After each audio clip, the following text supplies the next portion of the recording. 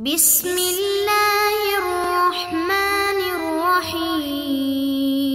اللہ علی رسولہ الکریم۔ السلام علیکم ورحمۃ اللہ وبرکاتہ۔ طلاب کرام عزیز، کیسے ہیں؟ امید کرتے ہیں آپ خیر و عافیت سے ہوں گے۔ بدایت المعارف جزء 40 کا سبق نمبر 51 شروع کر رہے ہیں، جس میں عنوان کرا دیا گیا کتاب کی عبارت الثانی فی استحقاق المثوبۃ والعقاب سے لے کر الرابع فی مرجع العدل والحکمت تک۔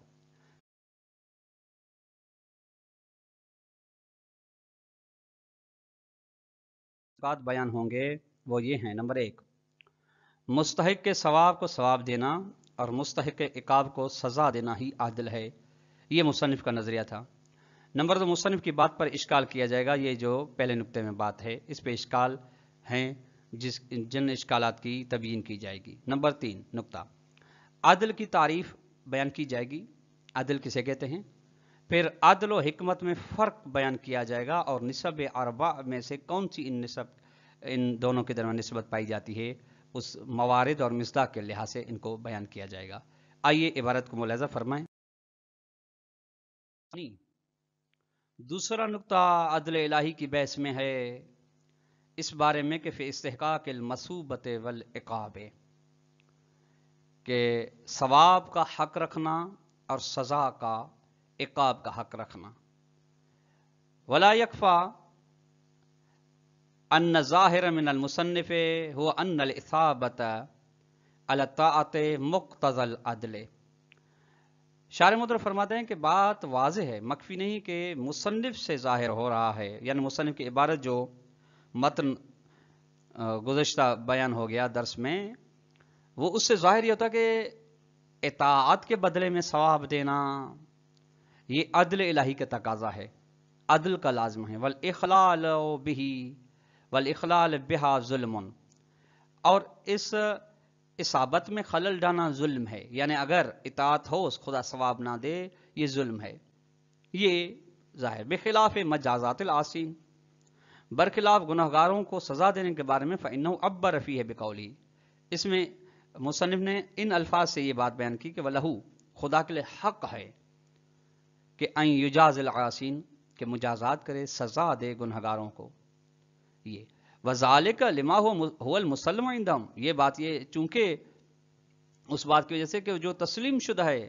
عندهم مصنف اور بزرگان کے نزدیک من ان ترک عقاب العاصی جائز، کہ گنہگار کو عذاب نہ دینا یہ جائز ہے خدا کے لیے، تو پھر آپ کیسے کہہ رہے ہیں کہ خدا کے لیے حق ہے کہ گناہگار کو سزا دے؟ لأنه من حق المعاقب والمجازی، کیونکہ یہ ترک عقاب عاصی یہ تو عقاب دینے والا کا حق ہے، پھر اپنا حق لے یا نہ لے اس کی اپنی مرضی ہے، مجازات دینے والے کا حق ہے، اگر وہ اپنے حق کو چھوڑتا ہے، ترک کرتا ہے، تو اس سے کوئی پوچھنے والا نہیں۔ یہ یہاں تک دی۔ وفیہ اول، شارح محترم فرماتے ہیں وفیہ، اس ظاہر عبارت مصنف میں اشکال ہے۔ اولا، پہلا اشکال یہ کہ ان الاثابۃ علی الطاعۃ من باب التفضل دون الاستحقاق، پہلی بات یہ کہ اطاعت کے بارے میں، یعنی اطاعت کے بدلے میں ثواب کا آنا یہ فضل الہی کے باب سے ہے، نہ کہ بندے کا استحقاق ہے اور حق ہے خدا پر۔ پہلی بات یہ اذ العبد وعملہ کان، خود بندہ یعنی ہم اور آپ تمام انسان اور ہمارے اعمال خدا کی ملکیت ہیں، یعنی چونکہ ہم عبد ہیں، عبد کے اوپر مولا ہوتا ہے، عبد خود بھی اور اس کی تمام تر ملکیت، تمام تر اشیاء مولا کی ملکیت میں ہوتی ہیں۔ اس لیے طلاب کرام سے کہا گیا ہے چونکہ ہماری ملکیت نہیں ہے یہ جان، اس جان کو کسی بھی طرح سے ہم نقصان نہیں رسا سکتے، پہنچا سکتے۔ فَلَا يَمْلِكُ شَيْئًا حَتَّى يَسْتَحِقَّ بِهِ الثَّوَابَ عَلَيْهِ تعالیٰ، بس بندے عبد تو کسی چیز کا مالک نہیں تاکہ مستحق ثواب ہو خدا کے حوالے سے، یعنی خدا کے اوپر حق کے ثواب رکھتا ہو۔ جب نہیں ہے تو پھر یہ آپ کی بات کہ بس خدا کے لیے حق ہے کہ اس کو सवाब दे, ये नाकिस है। हाजा मुजाफन, इसके अलावा ये कि लान हक़्क़ल मौला अला अब्दिही अन यनक़ाद लहू फ़ी अवामिर व नवाही, इसके अलावा कि मौला का हक बनता है अपने बंदे पर के बंदा मौला की इनक़ियाद करे, सर तस्लीम हो जाए उसके अवामिर और नवाही में। न कि बंदे का हक बनता है खुदा के ऊपर के इबादत के बदले में उसे सवाब दे। फला माना लिस्तिहक़ाक़िल अब्द अलैहि वज़न, बस इस बात की माना ही नहीं बनती, मतलब ही को नहीं बनता कि अब्द हक रखता है खुदा पर बतौर एवज, कि खुदा उसे एवज दे, और एवज देना लाजमी है। अल्लाह में ला युक़ाल, सिवाय इसके कि यूं कहा जाए कि बेअन्नल्लाह ताला सुब्हानहु बेअन्नल्लाह सुब्हानहु व तआला एतबर मिन बाबिल फ़ज़ल अमल अल इबाद मिल्क लहुम, कि ये बात अगर कही जाए ठीक है, फिर हक बनता है कि पहली बात यह कि खुदावंद मुतआल ने अपने फजल व करम के बाब से बंदों के अमल को उनकी मिल्कियत शुमार किया है, यानी एतबारी उमूर की बिना पे, यानी फर्ज किया कि तुम मेरे हो बंदे, लेकिन ये जो कुछ तुम अंजाम दे रहे हो ये तुम्हारी मिल्कियत है। सुम्मा बाद फर्ज मालिकियत अमलहम, उसके बाद जब बंदों की मालिकियत फर्ज कर ली, फर्ज हो गई उनके अमल के लिए कि वो अपने मालिक हैं, तो जअल मा युसीबुहुम फी मुकाबले अमलहम अजरन लहू, तो खुदा ने करार दे दिया है उस चीज को बतौर सवाब उनके अमल के मुकाबले में अजर के तौर पर करार दिया है बंदों के लिए, कि जो अच्छा तुम काम कर रहे हो उसके बदले में बतौर अजर सवाब है। वल कुरान मलिउन मिन ताबीरिल अज्र अला मा अताहु अल्लाह ताला फी मुकाबले अमल सालिह, कुरान तो भरा पड़ा है अजर की ताबीर से, अजर के अल्फाज से, उस चीज के बदले में जो खुदावंद मुतआल वो अजर देता है नेक व सालेह आमाल के मुकाबले में। वक़द क़ाल अल्लाह ताला, जैसा कि ये इरशाद गिरामी है, इन्नल्लाह अश्तरा मिनल मोमिनीन अनफुसहुम, बेशक खुदावंद मुतआल मोमिनीन से खरीद करता है उनकी नफूसो जानों को, ताकि उन्हें अजर जन्नत दे। सूरह तौबा की आयत नंबर 111। फबाद तफज़्ज़ुल मज़कूर, जब इतना ये जिक्र शुदा तफज़्ज़ुल हुआ खुदा का अपने बंदे पर, व एतबार मालिकियतहिम, और खुदा ने फर्ज कर ली कि बंदे मालिकियत रखते हैं अपने अमाल पर, तो फिर यस्तहिकून सवाब इताअत, हाँ इस सूरत में फिर मुस्तहिक सवाब हैं बंदे इताअत की सूरत में। व बकियतुल कलाम फी महल्ली, बकिया इस बारे में गुफ्तगू अपने मकाम पर है, आप रुजू कर सकते हैं तालिक मुहक्किक इस्फानी किफाया पर, जो है जिल्द नंबर 1 सफ़ा नंबर 331। वसानियन, इबारत मुस्तनिफ पर दूसरा इश्काल, अन्न जवाज तर्क काबिल आसीन फिल जुमलत ला कलाम फी, कि खुदावंद मुतआल गुनाहगारों को सजा तर्क कर दे, गुनाहगारों को सजा ना दे, ये फिल जुमला सही है, बिल जुमला सही नहीं है। फिल जुमला यानी बाज मकामात में हो सकता है, इसमें तो इश्काल ही नहीं है, महल बहस ही नहीं है कि बाज बंदों को खुदावंद तआला गुनाहगार होने के बावजूद बख्श देगा, चूंकि बख्श के मराहिल हैं तुलाब इकराम, या इंसान तौबा करे, या उसको शफात नसीब हो, या खुदा अपनी करम नवाजी करे, फिर बख्श देगा, कोई मसला नहीं है। लिअन्नहु मिन बाबिल फज़ल वल अफ़्व, चूंकि ये जवाज तर्क काबिल आसीन खुदा के फजल के बाब में से है, और उसका फजल वसी है, और अफ़्व बख्शिश है खुदा की जानिब से। व अम्मा बिल जुमलत फला, यानी फिल जुमला है, लेकिन बिल जुमला बिल्कुल नहीं है कि बिल जुमला यानी तमाम मवारिद में खुदावंद मुतआल हर गुनाहगार को अजाब ना दे, हर गुनाहगार की बख्शिश कर दे, ये नहीं है। क्यों नहीं है तुल्लाब इकराम? इस पे 3 इश्काल जारी होते हैं। क्या इश्काल ये तुल्लाब इकराम अजीज के इस्तिल्जाम ही लग़वियत तशरीअ व तक़नीन है।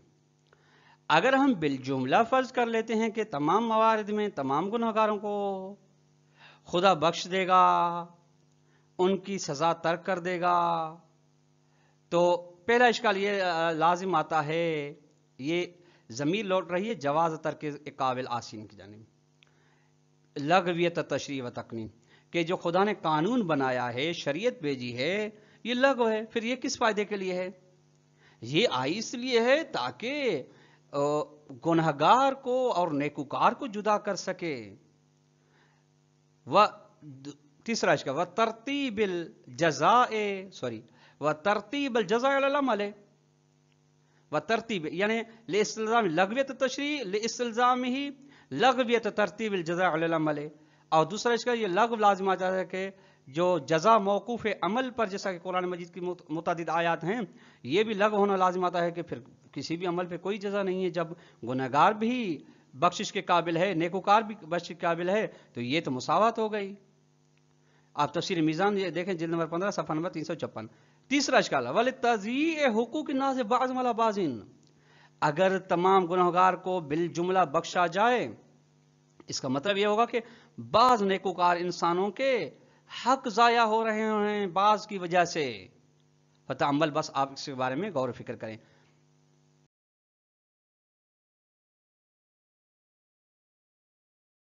الثالث فی معنی العدل، تیسرا نقطہ آج کا بلکہ عدل الہی کی بحث کا ہے عدل کی معنی کے بارے میں.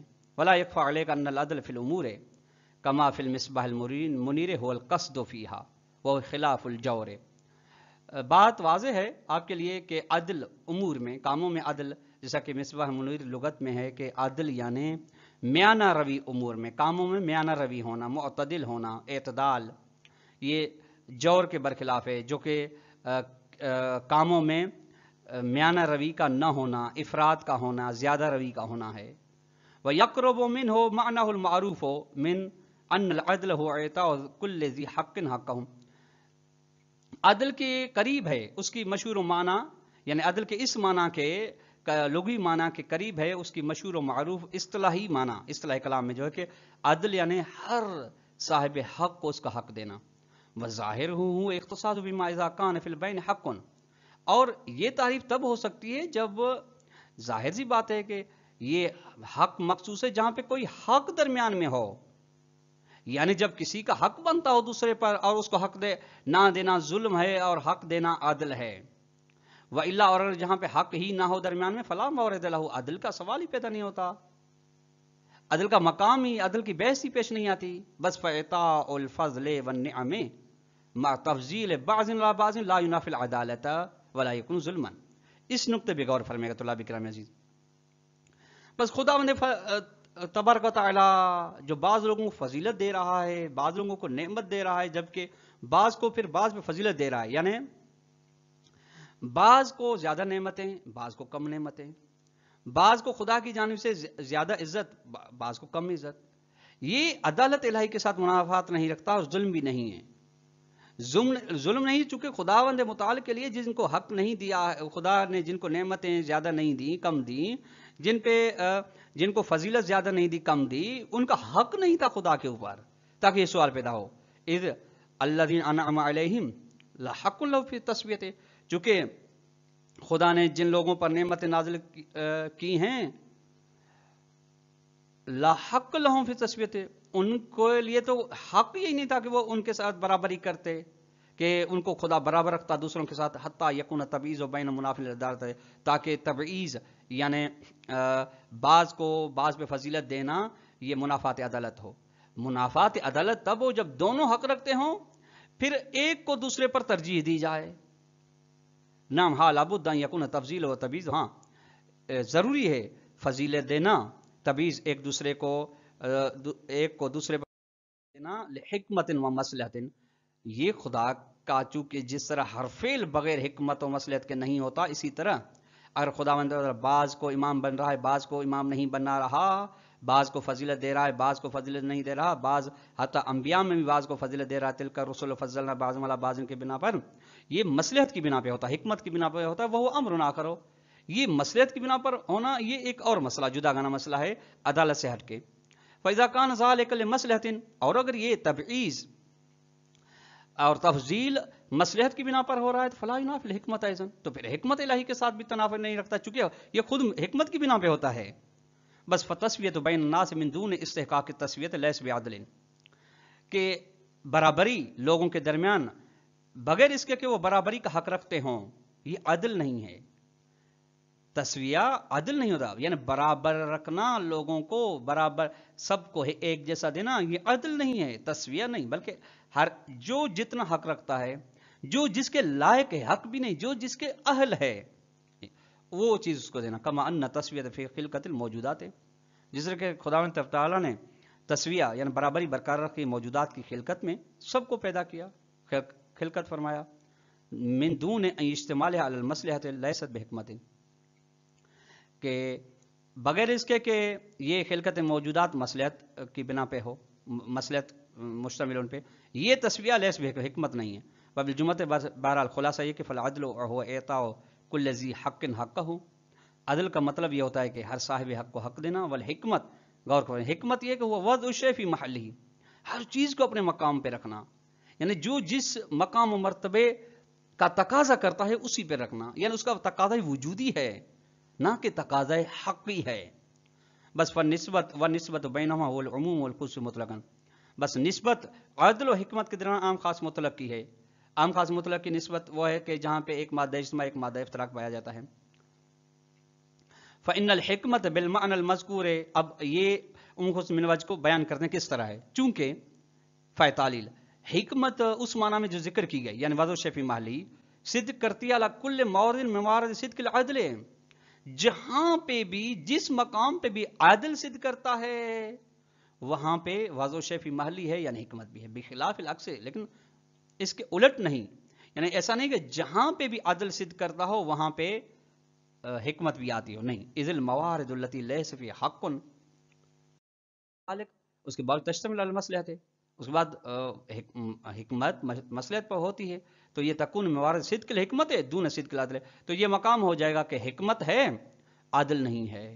कमा युस्तअमल अदल बिमान हिकमत है, जिस तरह के, अच्छा बसा औकात ये तो जुदागाना हो गए कि आम का मुतलक हिकमत हो अदल में, लेकिन फरमाते हैं इस तरह फरमाते हैं नाम, हाँ कभी कभी ये होता है कि आदिल हिकमत की माना में है, यानी फ़यकुन मुरादिफन लहा, यानी आदिल और हिकमत हम माना है। वल्लअल मिन्हु कौलु मौलाना अमीरुल मोमिनीन अलैहिस्सलाम, इसी वजह शायद इसी बात की जानिब से है कि आदिल हिकमत की माना में है अलैहिस्सलाम का ये फरमान, वले आदिल ही फी कुल्ले मा जरत अलैहि सुरूफ व क़ज़ाही, उसके आदिल की वजह से, यानी उसकी ना कि उसके हक की वजह से, तमाम उन चीज़ों में जिन पे ये तगय्युरात चल रहे हैं, पेश आ रहे हैं, उसकी अदल की वजह से है, यानी उसकी हिकमत की वजह से है, यानी उसकी मसलहत की वजह से ये तमाम तगय्युरात लाजिम आ रहे हैं इस कायनात में।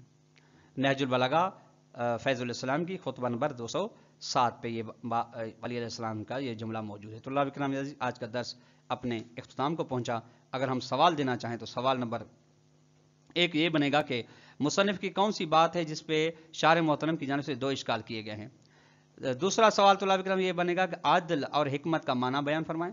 नंबर 3 सवाल और आखिरी सवाल का अदल और हिकमत में कौन सी निस्बत पाई जाती है, उस निस्बत को इख्तिसार के साथ बयान करें। वस्सलामु अलैकुम व रहमतुल्लाहि व बरकातुहू।